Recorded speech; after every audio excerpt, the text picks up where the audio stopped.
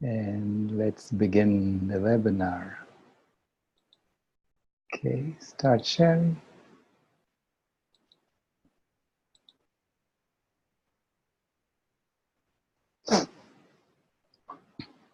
So today we are going to talk about, and this is the final webinar in the series, and today we are going to talk about how you can solve climate change today.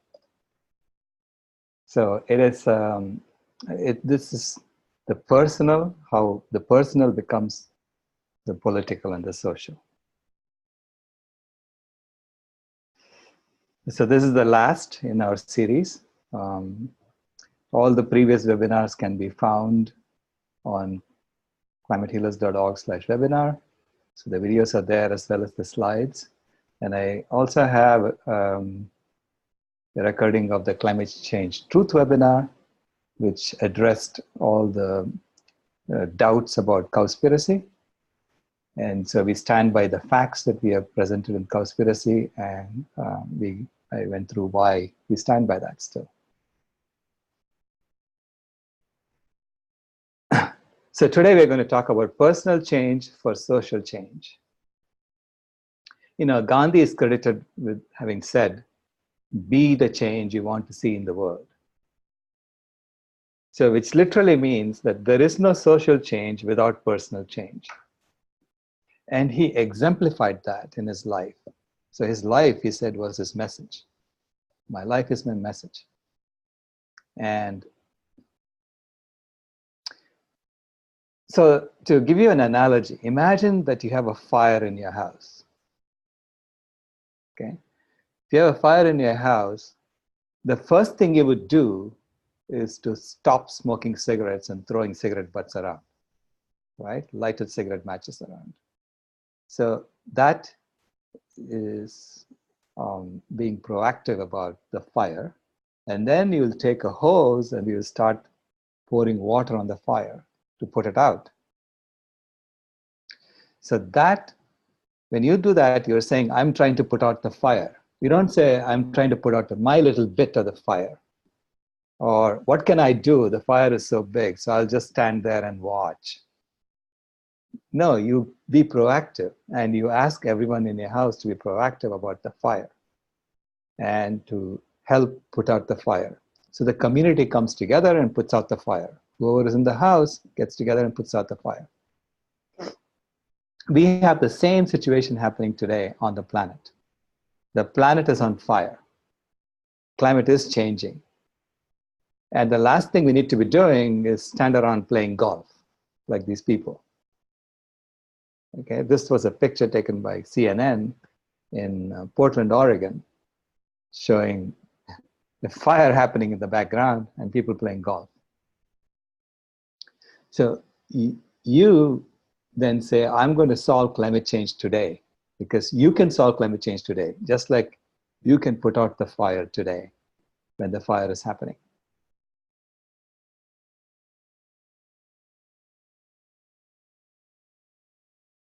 And of course, the first step I say in this is, just like in the fire, you stop throwing cigarettes out there. To solve climate change, the first thing you need to do is to go vegan. So this is the first step. This is your contribution. You are sort of saying, I am not going to contribute anymore to the fire. Okay? So this is the personal change that happens, the first step. And there are all these resources available for us to do it. You know, you can join on vegan22.com, and they'll assign a mentor to you and a nutritionist who will help you with the process of transitioning from the old way of eating to the new way of, it's actually the old way of living to the new way of living. Because veganism is beyond diet. It's not just a diet, it's a way of living. And so here are the other resources. Why go vegan? So you do it for health, do it for the earth, do it for the animals, and do it for love. So which together becomes heal. And then how to go vegan. There are so many resources available on how to do that. Vegan22.com. PCRM has a Kickstart program where they help you, they send you recipes every day. Forks Over Knives as a folks meal planner. And then there is a 30-day vegan challenge that you can join. So these are all web resources that are available about how you want to go vegan. How to go vegan and not hurt yourself. You know, if you didn't know what you're doing and you were just eating potato chips, you could hurt yourself. There is also vegan nutrition science. The resources available for that, nutritionfacts.org, nutritionstudies.org, and veganhealth.org. And there are resources about what veganism is beyond food. It's not just food. It's about voluntary simplicity. It's about what you wear and how you live. And eating animal foods is the leading cause of so many of the problems that I've listed here. And you can look up references on climatehealers.org/facts. Now, beyond going vegan, so is veganism enough? You know, the animal activism, animal rights activism is about going beyond veganism. It's being proactive with solving climate change, proactive about addressing the environmental issues. So veganism is the stance of non-harming. So you're saying, I'm not going to throw, bottles of gasoline on the fire or throw lighter cigarettes on the fire. But beyond that, you need to go and start pouring water on the fire. So that is going beyond veganism. And so that's where all these other things come in. So I call this the greatest transformation in human history. And this is not just a system transformation or a social transformation, it's also a personal transformation. So personally, we feel like, I give up, I'm going to die because of all the problems that are happening on the planet. So that is the go extinct mentality, right? And that's what the mainstream media is pushing on us right now. Expect to die. No, you should say, no, I'm going to transform and I'm going to thrive on this planet because this is the best planet to live on. There is no other planet to go to. So all these transitions that are listed here, not just social transformations, but are also personal transformations. So from a mindset of normalized violence to normal nonviolence. So nonviolence is normal in every one of your actions. And you start behaving, we all start behaving like a caretaker species. So we help wild animals. We put water out for them because we know that the water has been polluted by our actions. So we put fresh water out for the animals. We put out food for the animals because they're having trouble finding food right now. So for the animals and the birds, So this is what being a caretaker species in your personal life, that's what it means. So you change from Homo sapiens to Homo ahimsa. So you become nonviolent. So you are the nonviolent species now, right? And from speciesism, colonialism, racism, and patriarchy, all those injustices that are happening in the world today, you adopt veganism in your life, in your personal life. And also, you adopt a stance of radical equality, treating everyone as your equal. And so this is not just for social justice organizations to do, but we do it personally as well in our actions. And then from diseases and divisions among ourselves, we go to health and unity for ourselves. Become whole yourself personally. Become united with all of life personally. So you see the suffering of another as your own. Instead of causing destruction and pollution of the planet, you become much more conscious of your consumption. So you become less of a consumer and you start regenerating with your consumption as well. So remediation and regeneration, these are personal actions, not just social actions. Instead of death and cruelty to animals, you're showing love and kindness to animals. And you can do that in your personal life. You can actually go and do that in animal sanctuaries, or you can do that to the pets that you live with. the companions that you live with. And the same with the culture of consumption, from a culture of consumption to a culture of compassion. And this is also a personal action to the way you deal with others, and the way you deal with suffering around you is with compassion. And you're not really looking for just consumption for yourself. And you adopt a mindset of abundance from a mindset of scarcity. So when you start doing that together, when we all do that together, that's when social change happens. Because it's a lot of us undergoing that personal change, which becomes a social change. So this is really what Gandhi was talking about, when he talked about the Khadi movement. And we are part of this exponential growth that's already happening. The vegan movement is growing exponentially. So this is a search on Google, and you'll see that the search for vegan exceeded the search for Coca-Cola sometime in 2017 worldwide. And it's happening in all the Western countries of the world, primarily. The United States, Canada, Australia, New Zealand, Germany, Austria, and United Kingdom are the top 7. So basically, this means that this growth is sustainable. This is not going to go away.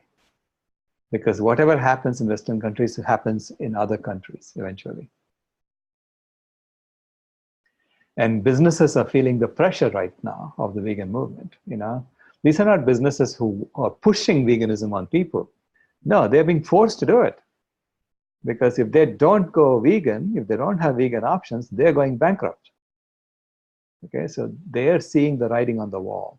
So they're being pushed by our grassroots movement to consider vegan options. So it's get on board or go bankrupt. And this is why Wendy's is thinking of introducing vegan meat options. This is why Burger King has vegan options now in every Burger King. This is not Burger King trying to promote veganism. No, sorry. This is Burger King being forced to provide vegan options. Otherwise, no one comes in there. No group comes in there anymore. Because they all know that in any group, it's the vegan who chooses where people eat. And so if there is no vegan option in your restaurant, forget it. No one's coming there as a group. Forbes last year reported that there was a 7x growth in the number of vegans in the United States in the previous 3 years. So they said a full 70% of the world population is either reducing meat consumption or leaving meat off the table entirely. This is huge. 70% of the world population is doing this. Okay? And there has been a 600% increase in people identifying as vegans in the US in the last 3 years.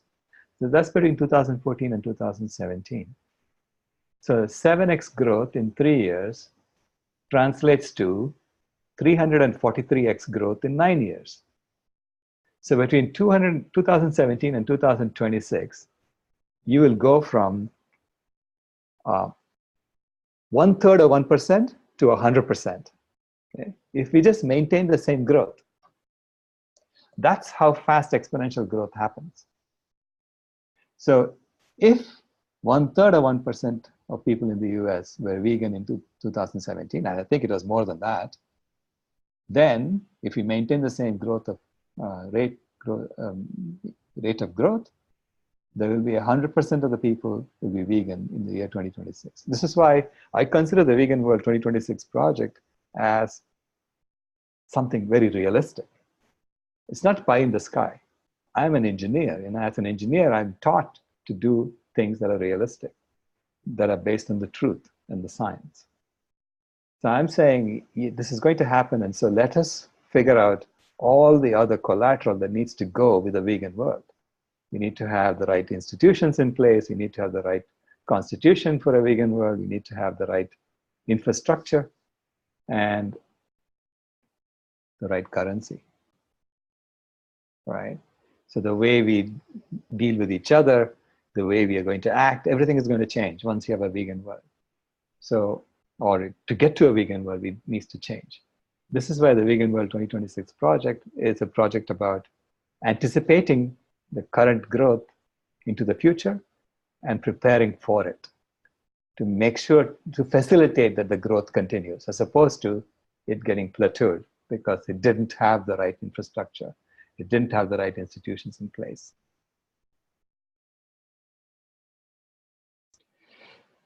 And Gandhi actually exemplified that, in Khadi movement of the 21st century.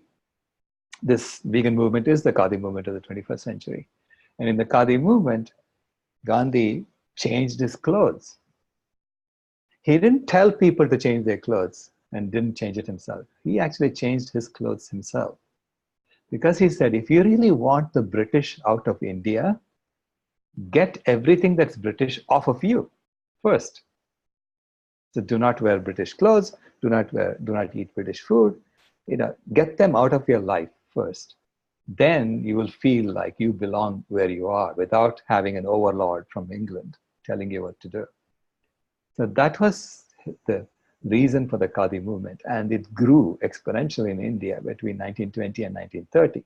So by the time the Salt March happened in 1930, the British were in big trouble in India. So this is why they invited him to the Round Table Conference, and they figured out how to deal with Gandhi. Okay, so the colonialism still continued, but the movement itself succeeded in getting the British to their knees, begging to negotiate with Gandhi.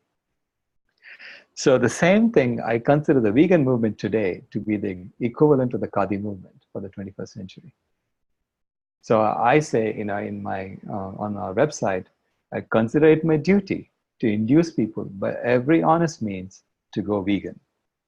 And this is exactly what Gandhi said about wear Khadi. He said, I consider it my duty to induce people by every honest means to wear Khadi. And he wrote that in his magazine in 1926, actually.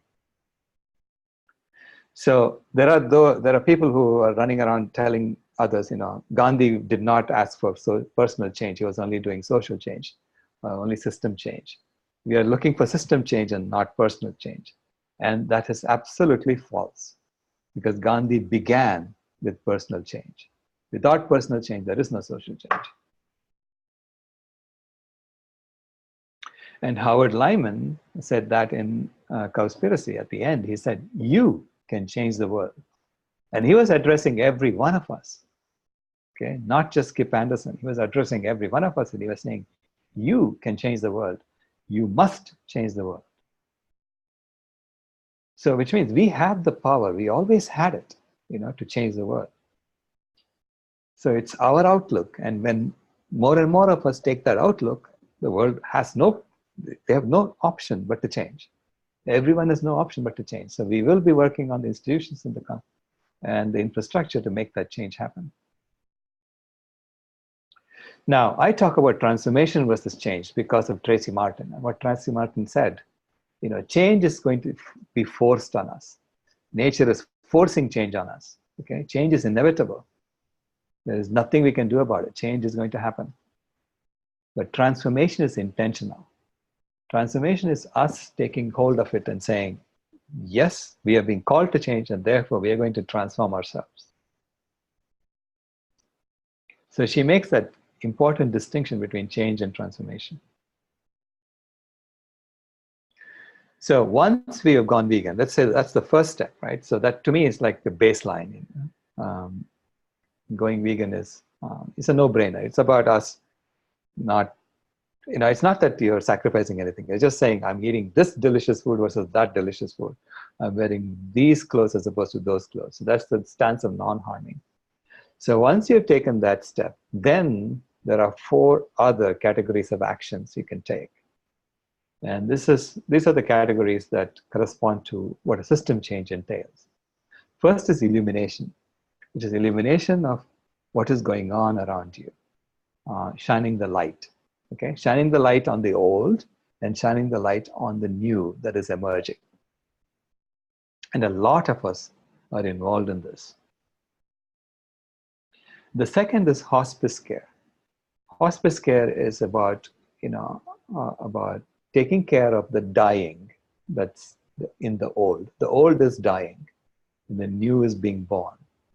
Okay, So there's hospice care about the old, which is overcoming, all of our guilt, shame, grief, lies, delusions, attachments, and beginning with fear, of course.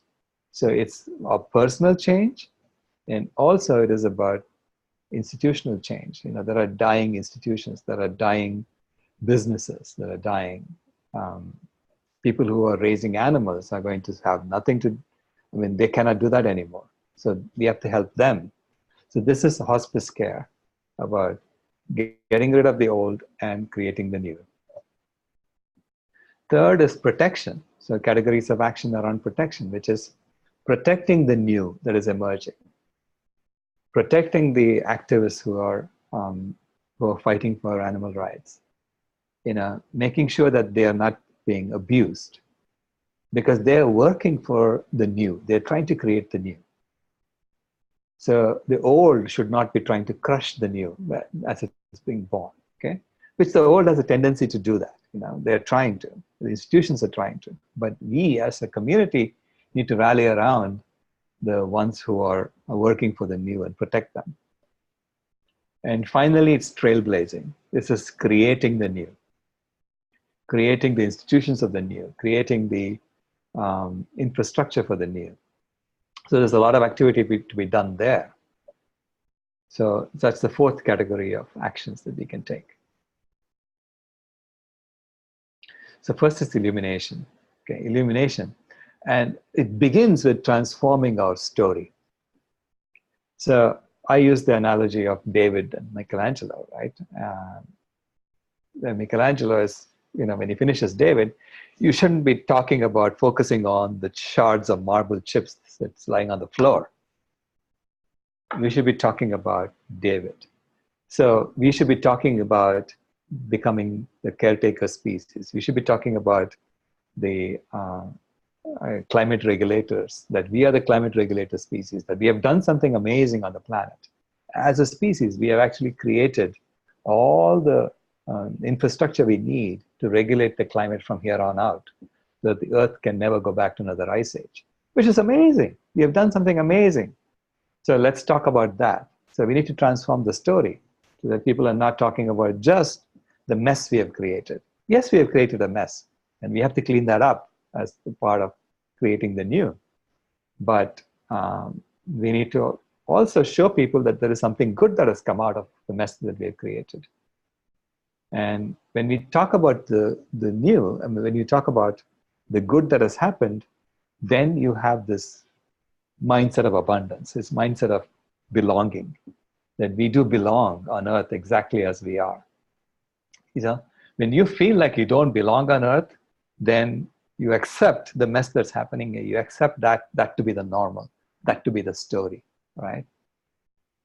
So when we say that we have done something amazing on Earth, then we have this mindset of abundance. We have that nature is perfect as is, and there is no mistake. Human beings are not a mistake that was created. Okay, we are part of it. And as part of it, we are going to work now to reverse the so-called issues that have happened. Okay. So as part of this, I suggest joining a climate healers group and starting a climate healers group in your area. So if you want to do that, please email me, and I have my email at the end, and I'll connect you with the right people who are forming this. And this is a process by which we come together and we start telling the new stories, and we start propagating the new stories in our community. Okay, and we have to start illuminating what is happening in the old and how the new is emerging from the old. And to begin, when we talk to people, we have to illuminate their awakening, because we are all waking up and coming home to who we really are, coming home to a mindset of abundance, coming home to a mindset of belonging. Okay, so, and we are all in the process of doing that. And I found that this particular question wakes people up. When you ask them, would you ever deliberately hurt an innocent animal unnecessarily? Everyone says no. And then they start thinking about their actions. So when you ask that question and they answer no, then they are on the journey. You've started them on their journey. Okay, you don't have to do anything more to make them want to know more, because they will be then looking to you for answers. They'll be asking you, hey, I didn't realize this, but I have been hurting innocent animals unnecessarily. Now, how can I change? So they will ask you for help. So this is the beginning of the process. And it's a very non-confrontational question. It's a very non-confrontational way of getting people to wake up. Okay, I found that it works 100% of the time. You know, when I ask this question in the beginning of my talks, then everyone is looking at me. I can see their faces. They're all watching me. They're asking me, I mean, in their eyes, they're asking, how can you help me get out there and join you? So this is the first step in illuminating the awakening. And then you have to eliminate the injustice that's out there in the current system.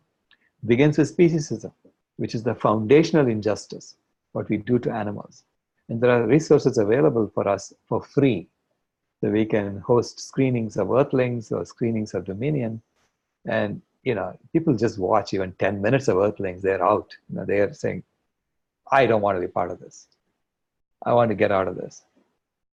Okay. So it's such a tough movie because it shows what really happens to animals in our current system and how it is happening behind closed doors. But it's all being done in our name because we are the ones who are buying the products that fund what's going on here. So it begins with speciesism, and they're all part of the same system of normalized violence. And then is colonialism, which is still going on. You know, we've been made to pretend that we have independence when we really don't. We are all still colonized. And you can read about that in you can watch that in the movie Confessions of an Economic Hitman. And you can see colonialism still, I mean, and you can see that today in a newspaper, articles about forests being destroyed. Well, when forests are being destroyed, there are people in there, in the forest, who are living. There are different cultures, and we are telling them your culture is less important than my culture, and therefore my culture needs more land to grow animals, and you have to get out. So that's colonialism. When you tell a different culture that they are less than you, that's colonialism. Okay, and that's happening today. So illuminate that. And racism, you know, Ava DuVernay had this, I mean, wonderful documentary called 13th, where she showed how the 13th Amendment, they put that escape clause in there to continue to enslave African Americans. So African Americans are still enslaved. I mean, they are being thrown in jail at higher and higher rates than anyone else, because in jail, then they can be forced to do labor for free, which is what's in the Constitution, the escape clause in the 13th Amendment. The racism is still going on despite all of the civil rights struggles.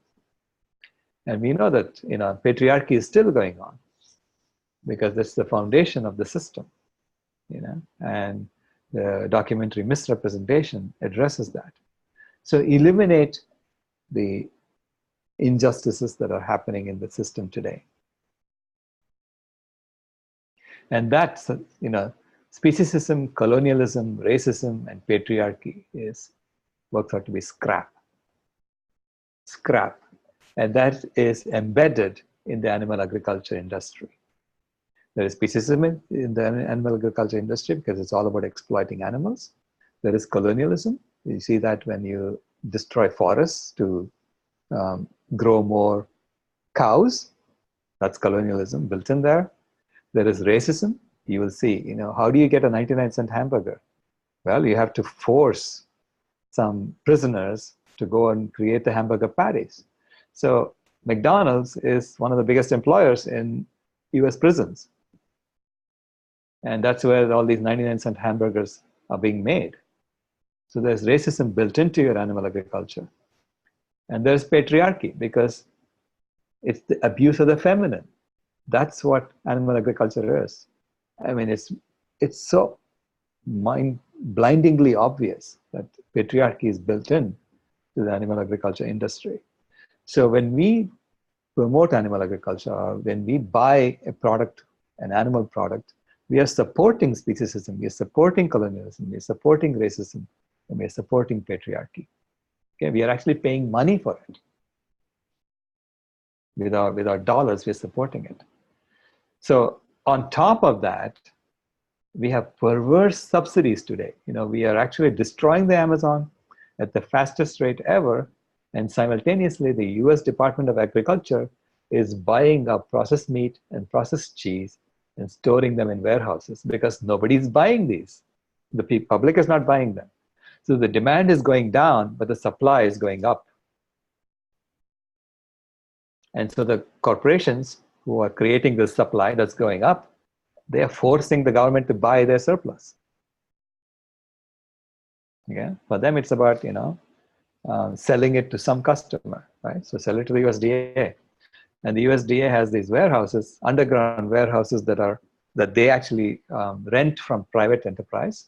So it's these private people who are building these warehouses, and they're renting it out to the USDA to store all this meat and cheese, and they're all over the Midwest, and they're in Florida.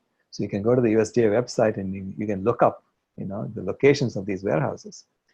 And Vox had printed an article last year, 2018, showing how much of this is being stored today in relation to the US Capitol building, which you see there on the right-hand side. So, and this is not just in the US, it's happening in the European Union, it's happening in the UK, it's happening everywhere, okay? People are not buying the products, but the government is buying the product and storing it because it's a systemic issue. And the entire system of normalized violence depends on animal agriculture. And then we can eliminate the death, disease, and destruction that's happening in our, that we showed in our 3 documentaries. The human experiment, where we showed that we are pouring all these toxins out into the environment, and it's there in our products. And then these toxins work their way up the food chain, and they become more and more concentrated in the animal foods. So we showed that in Cowspiracy, they don't want to talk about it. They're trying to get us to eat more and more animal foods so that we all get sick. And then they feed us pharmaceuticals to treat the chronic diseases. So we're all being factory farmed, okay? And by showing these documentaries, you help people understand the factory farming that's happening to them, that they are also in the factory farm. And then we need to talk about the game, the money game that's dividing us, and how the money game is the root cause of the speciesism, colonialism, racism, and patriarchy that's happening. So just by playing in this game, we are contributing to the injustice. And we have no choice. We are born into this game. So we somehow get it into our heads that this is the only way to create money, right? And this money game is causing all these problems. And how the money game is promoting injustice and endless war. I mean, the war, the US is sort of the head of this money game. That's where the US and the UK together are where the financial capitals of the world are, right? And this is why the US is engaged in an endless war, because the US economy has to keep growing. In the money game, all money is created through debt. So this is why the US has one of the largest debts in the world, right? So over $20 trillion in debt. I mean, this is the official debt. There's lots more unofficial debt that the US has. And so the US economy has to keep growing. If it stops growing, then the people who are the lenders are going to ask for the money back. And then the whole thing will collapse. So to keep the economy growing, we indulge in endless war, because we are constantly grabbing things from other people to grow the economy. And we create these perverse products that are based on, planned obsolescence. So we create products that are designed to fail so that we can keep growing this money economy. So all the migrants that come to our border are a result of this endless war and the injustice that we are doing out there. So it's the blowback. And this humane treatment of migrants is a bipartisan policy. This has been happening under Democratic administrations and Republican administrations. So do not buy the story that it's only one side that's doing this and the other side are good. It's a systemic issue. It's happening throughout. And so we need to then eliminate the game of world domination that's happening, which is about destroying everyone. I mean, destroying all life and then destroying people as well. So we are destroying people in the Middle East now, in Syria. We're killing them off. And so this is the game we constantly play games in which only one side wins, right? We always have a game of one winner takes all. So we are sort of being told, to expect a game in which Facebook is going to take on Amazon or something, and that will be the final game of world domination that's going to happen. And who knows, maybe there'll be a man-to-man fight between Mark Zuckerberg and Jeff Bezos on Mars, because everything else has been destroyed, right? So then they will decide who is the final winner in this game. This is a stupid game. Let's stop playing games. We are on Earth. We are a species on Earth that is part of a family of species on Earth. We are an Earthling. So we need a different game, not this game of world domination. And you eliminate the perversion of democracy that's happening today, okay? I mean, we have been made to pretend that we are in a democracy when really there isn't no democracy. I mean, all these corporations are being funded by the same four financial holding companies. They are the ones who have voting rights in all these major corporations. And they are the ones who are funding the Democrats and the Republicans together. And they're just pretending to fight. So it's like a big fake game of wrestling that happens out there for us to watch. Okay? So there is a complete perversion of democracy that has happened. And so we need to talk about that. We need to eliminate that so people understand that this game is so fake that's out there, that we are being asked to participate in. And then eliminate the unity of all religions so that we are not being divided by religion. We are not being divided by race, by class, and all these things. I mean, we are all in this together. We are all being patriformed. We are all being put in different roles in the game. So eliminate the unity of all religions. And our documentary, A Prayer for Compassion, goes into that. And if you watch that, you will see that all religions are talking about compassion for all life.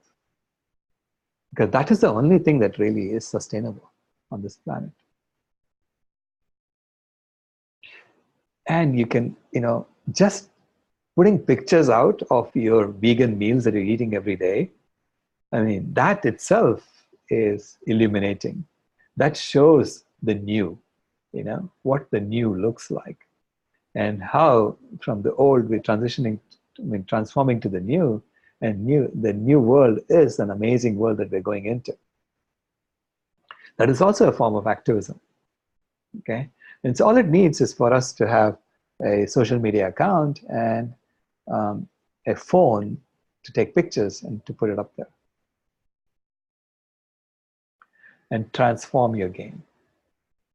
Transform your game as well, okay? Don't just wait for the big game to change. You can play a different role right now. So athletes are doing that. Athletes are doing that today. Now they're discovering that by going vegan, they're actually gaining an edge. So every one of us, by going vegan, we are gaining an edge. We will gain an edge. We will gain an edge in our health, in the way we relate to the world, in the way we relate to ourselves. So it's about transforming your own game. And hospice care. So the second set of actions that we talk about are hospice care. And I'm showing the Rancher Advocacy Program as one of the fundamental hospice care projects that are out there. This is Renee King Sonen's Rancher Advocacy Program, where she helps ranchers change their profession, so to speak. So they go from ranchers to being mushroom farmers, so they go from ranchers to being wind farmers or solar farmers or animal sanctuaries.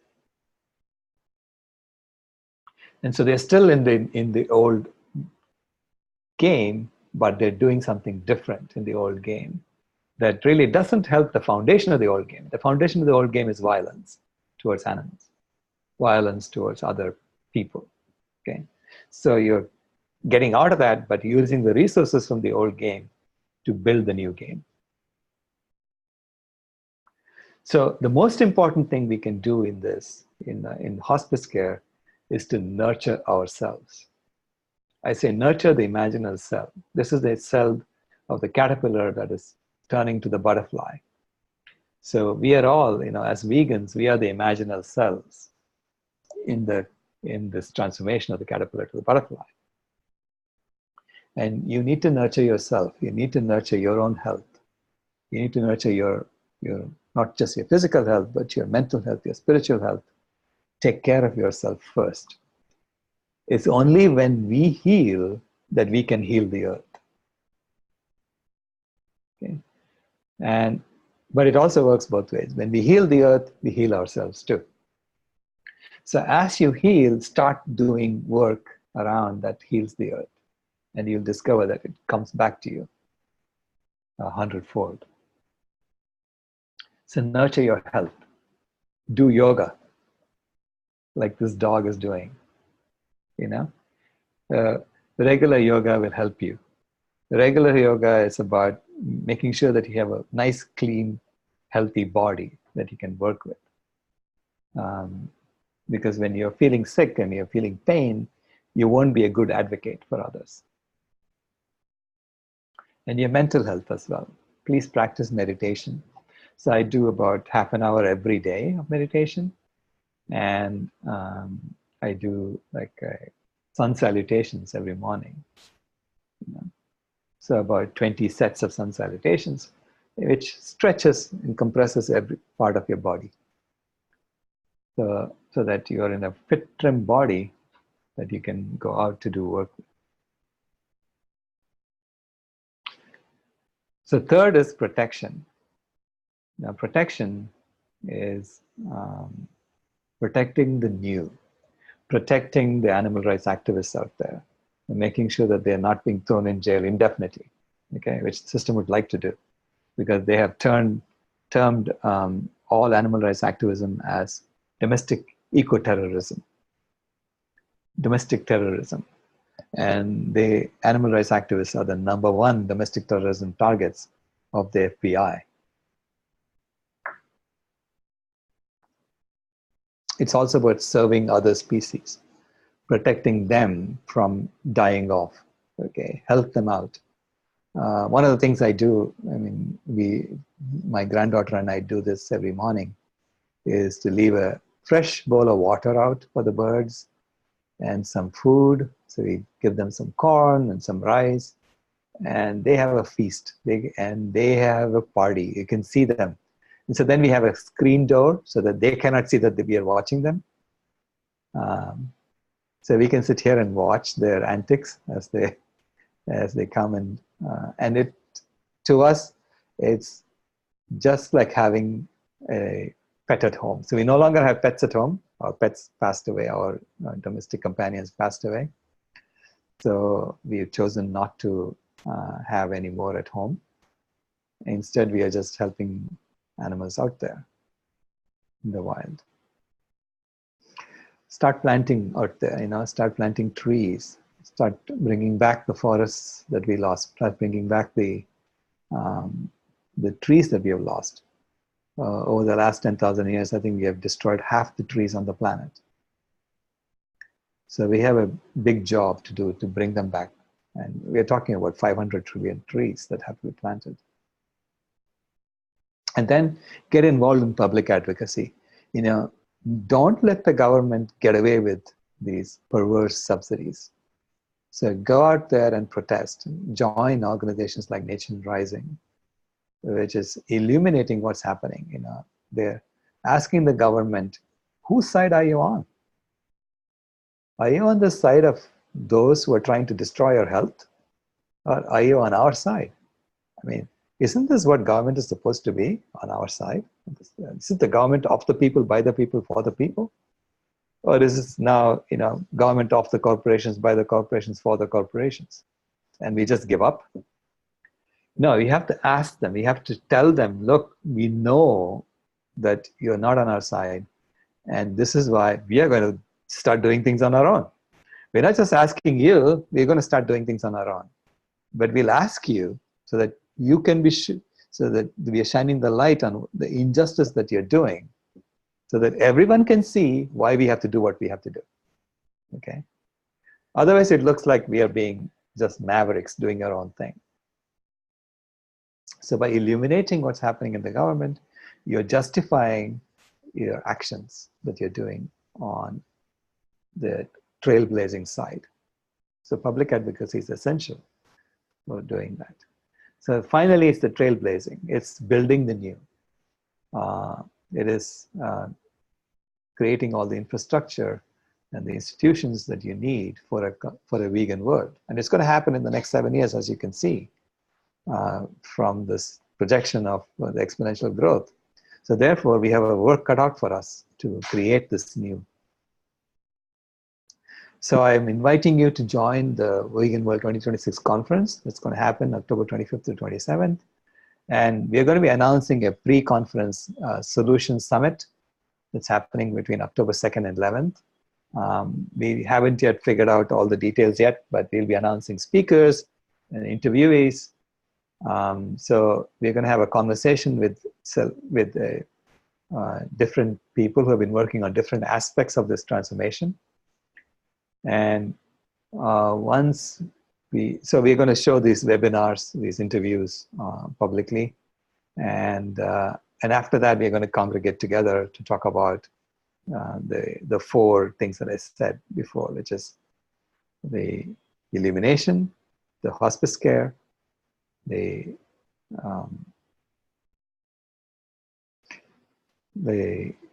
trailblazing, and the protection of the new. Okay, so those 4 categories will be in the conference as well. So we can have the conference in 4 categories as well. So each half day will be for each of these categories, and we'll be discussing how to do each one of them together as a community. So unlike other conferences, it's not a bunch of people coming and talking to you, to the attendees. It's the attendees working together. It's truly a conference. So we'll have whiteboards. We have lots of rooms in the community college that we are going to use to have breakout sessions. And then we're going to come together and discuss as a community how we're going to do each one of these. And I want to leave you with this quote from Thomas Wade Jackson in the movie A Prayer for Compassion. He said, "Every day, please ask yourself, how do I grow compassion today? What can I do to grow compassion today?" And that's a beautiful way to look at life and look at every day of your life. So there's more information on our website as usual. You can look at the facts at climatehealers.org/facts. All my books are available. I'm writing my 3rd one now. 4th one actually, after Metocracy. And so that will also be there on our website. And you can always email me at srao@climatehealers.org, and I will get back to you as quickly as possible. So thank you very much, and I'll throw it open for questions and discussion.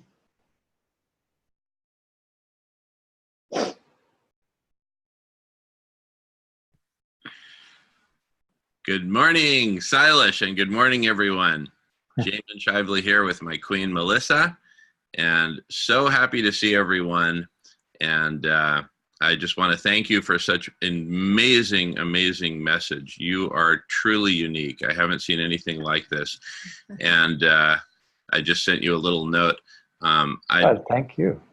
You're welcome. And I just have a proposal for your and everyone's consideration, that whether while we're still recording or after recording, that we have kind of an open discussion, yes. And really leverage our collective intelligence here. So I leave that up to your discretion if you want to, when you want to do that, or when you want to really throw it open you know, because I'm sure a lot of us here have a lot of ideas cooking. So anyway. Oh, yes, absolutely. Let's throw it open for a discussion. In fact, I can record it in let's see if I can record it in a gallery view. So it's all of us, you know, any one of us can just join in and talk. Hello, everybody. Miles up here in Canada. And thank you, Dr. Rao. You've presented the correct approach as I think about it. Dr. James Hollis is a psychologist, a disciple of Carl Jung, and he says we are the meaning-seeking and meaning-creating species.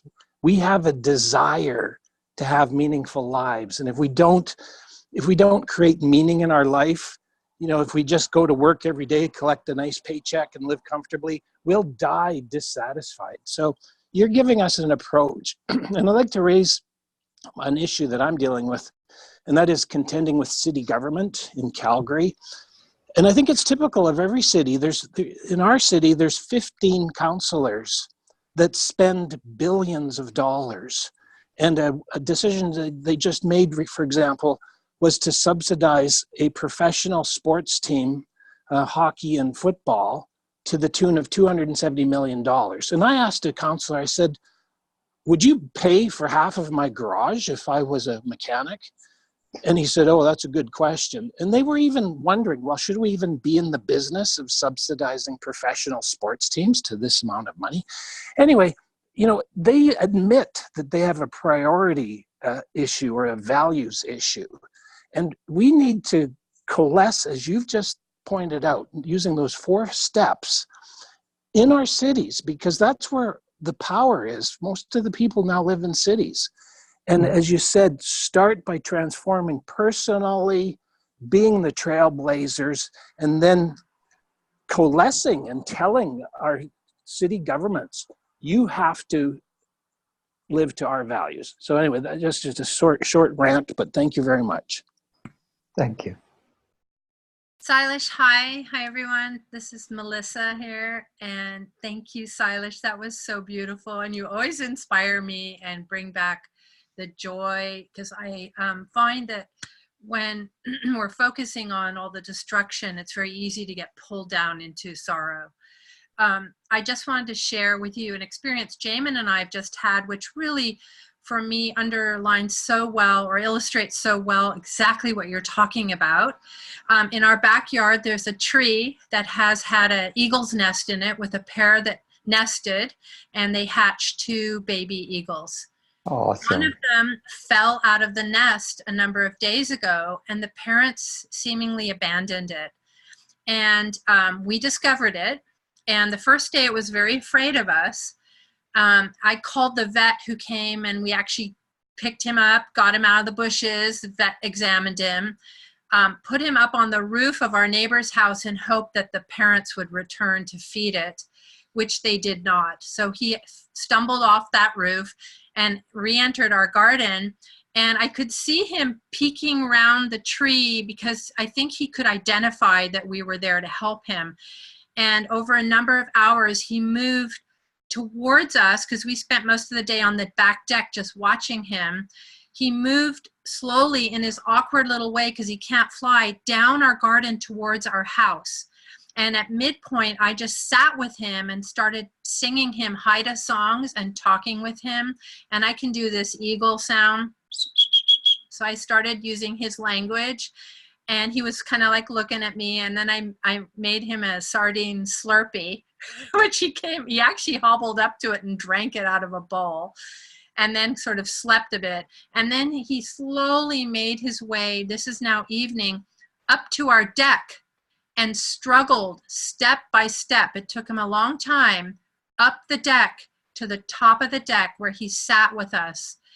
We kept vigil all night, and I sang to him again, and he just sat on the edge of the deck with us. And then eventually he kind of found a grassy area for a little nest for himself.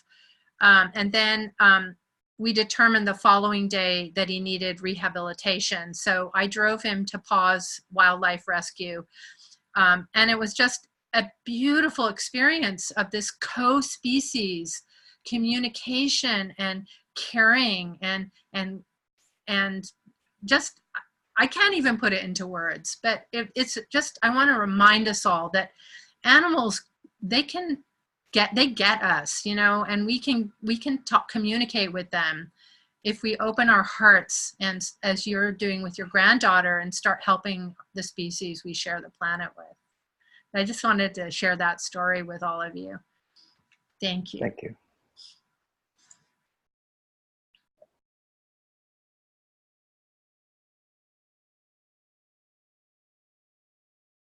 Anyone else would like to share? Jessica, say something about the climate healers groups. You've been so instrumental in this. Sure. Hi, everyone. I have been working late in the night trying to make a climate healers group handbook, and I'm almost finished with it. I think I've gotten almost, well, now I have some more things that I want to add that you said today, add into it. But I'm almost finished with it, and I'll put it into the base camp. I hope tonight, but I think that every night, so we'll see. But I think tonight we'll go. Wonderful. Is everyone on Basecamp?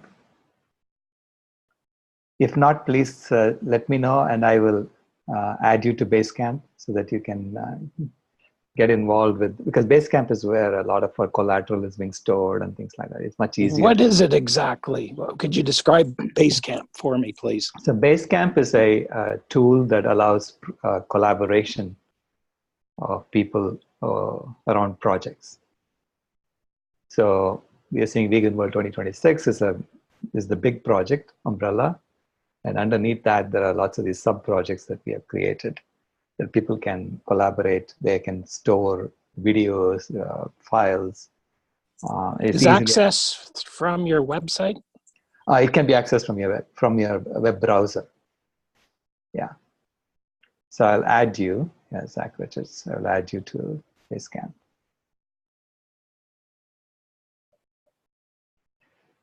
Dr. Rao. Yes. Today itself, your talk has been so motivating and has been so assuring to me, because this morning itself we were discussing on our vegan groups about how challenging it is for us to have people accept what's wrong with our system today. And at least amongst our immediate friends or relatives, we are not seeing the change. But when you gave the statistics of how it is changing, you know, right. So it's amazing what you have really shown to us. It's motivating us to work more. Yeah. Oh, thank you. Yeah. So I mean, you know, as part of the Countdown to Year Zero documentary, Jane asked me, "Why do you believe that Vegan World 2026 would happen?" And so that's when I, you know, fished out those statistics and told her, "Look, it's happening. You can see it." Yeah. So I'm not doing anything, you know, out of the ordinary. I'm an engineer who's anticipating things. That's exactly. All. Yeah. Yes. Yes. Hi. I really appreciated your question to the group. You know, would you intentionally harm an animal? You know, right. The other evening, our neighborhood, once a year in Seattle, they block off streets for neighborhood parties. Mm-hmm. And so we had our block party. And I talked with a couple who had been vegan, and they are no longer. And I kind of said, well, how'd that come about? And they kind of said, well, the social thing was just too much and da-da-da. And I felt at a loss on how to respond. Mm-hmm. Because inside I felt sort of judgmental. I mean, and so, you know, I was just kind of tried to listen and kind of hear where they were coming from. And she assured me, oh, we only do humane meat and all that. And, you know, I just never know quite how to respond in that situation. So if you have any suggestions, I would love it. Yeah, we are actually coming up with a list of frequently asked questions. We have a list of frequently asked questions. So we are now writing up the answers and doing videos. And one of those will be that, you know, about humane meat. I have done a lot of webinars. So you can look up the climatehealers.org/webinar. And in the first Right. webinar on Cowspiracy, Climate Change Truth, I do address Alan Yeah. Savory's work. Right. Well, I understand how it's not humane meat. I guess my issue is how to confront talk to them, people huh? who bring this to me. And, you know, and these are neighbors and friends, and you're in this social Right. situation and you don't want to cause waves and you're trying to connect. And I felt afterwards, you know, I wish I had found a different way to connect. Maybe something like, I'm so glad you were vegan for 7 years, and obviously you probably still eat healthier than you did, or something positive. And I just was kind of quiet. So anyway, I just wanted to throw that out there, and thank you for this presentation today. Sure. Now, I usually tell people, look, you've always been vegan. You're always vegan. You know, so you're just coming home to who we are. We are all coming home to who we are, and we do stumble along the way sometimes. Okay. And then we get up and keep going, because we realize that that's the team that's growing. You know, there's a growing movement of people coming home to who we are. So that's where everyone is going eventually. Even if you stumble, you're going to get up and come. Yeah, that's a good point. Thanks. So thank you all. I'm going to stop the recording, and we can have the we can continue the conversation, but I'll stop the recording.